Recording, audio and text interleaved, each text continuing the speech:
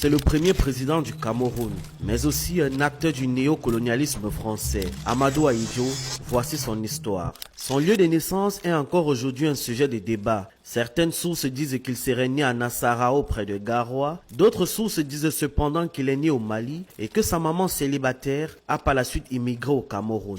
Après son certificat d'études primaires, il intègre l'école d'administration de Yaoundé et exerce par la suite comme télégraphiste puis comme opérateur radio. Il est apprécié par les colons français. Et à la veille de la soi-disant indépendance de 1960, la France écarte André Marimbida et installe Ahidjo comme le président de la République. Il a le soutien du régime gaulliste. Il signe des multiples accords de coopération avec la France qui installent ces multinationales à toutes les échelles de l'économie du pays. Et avec l'aide de ses alliés coloniaux, il réprime dans le sang tous les nationalistes comme Robben Omniobe, Félix Roland Moumié, Osende Afana et Ernest Ouandji. Son régime est aussi marqué par une forte centralisation du pouvoir et des tortures injustes et violentes dans les camps de concentration tristement célèbres de Mantoum, Tcholire et Mokolo. Mais à côté de toutes ces sombres actions, il réussit à développer le pays sur de nombreux plans. Il construit plusieurs entreprises d'État, il subventionne les projets agricoles et combat la corruption et les détournements de fonds.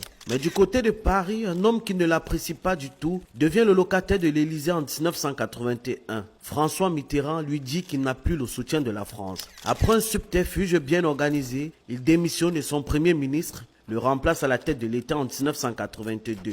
L'année d'après, il est accusé d'atteinte à la sûreté de l'État. Il est condamné par contumace à la peine de mort. En 1984, le nouveau président, après seulement 2 ans de gouvernance, est la cible d'un coup d'État manqué. Le régime de Yaoundé accuse Ahidjo d'être impliqué. Il est de nouveau condamné. Un mandat d'arrêt international est même délivré contre lui. Son passeport camerounais lui est retiré. Il va au Sénégal où le président Abdou Diouf lui donne un passeport diplomatique et il meurt d'une crise cardiaque le 30 novembre 1989. Malgré la loi 91-022 du 16 décembre 1991 portant réhabilitation de certaines figures de l'histoire du Cameroun, dont Amadou Ahidjo, le retour des restes de l'ex-président n'a jamais été jusqu'à présent un sujet important au Cameroun. Pour plus d'histoire d'Afrique, abonne-toi aux chaînes YouTube et TikTok Histoire d'Afrique.